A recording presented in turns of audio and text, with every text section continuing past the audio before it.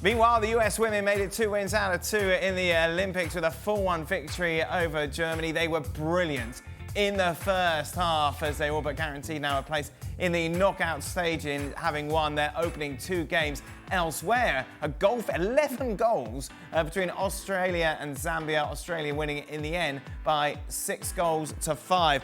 For more on the US performance, let's welcome in Sebastian Salazar. Seb, no doubt about it, this was the best performance we've seen from Emma Hayes' side since she's taken over.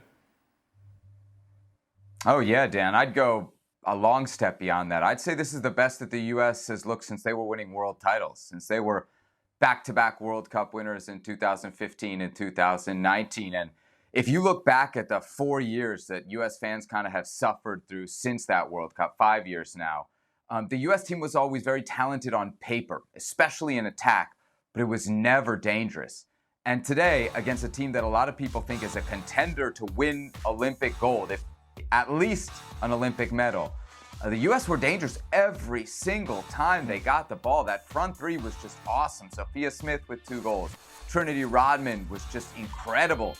So dangerous down that right flank. And Mallory Swanson with that Predators finish, touching home a big goal to put the U.S. ahead. So you got a little bit of something from everybody on that front three. Rose Lavelle was really the connective player to make those front three dangerous. And I think this is a very, very good sign for the U.S. Again, Emma Hayes hasn't been in charge all that long, and to see them play this well against this good opposition is really, really a testament to what they've been doing in the short time that Emma Hayes has been leading this group. As you say, Seb, we've seen these players on the pitch together before, but we haven't seen them click quite to this standard. Yeah, and they've really done it only at the club level, right? And I think some of that is on these players. These are not players who are in their late 20s, early 30s that are in their prime. This is the generation that's looking to replace a player and a name like Alex Morgan and names like Megan Rapinoe. And actually, one of the big decisions here for Emma Hayes in this Olympics was to leave Alex Morgan off the team. I think had there been a 23-player roster, Morgan's probably in France, but it's only 18.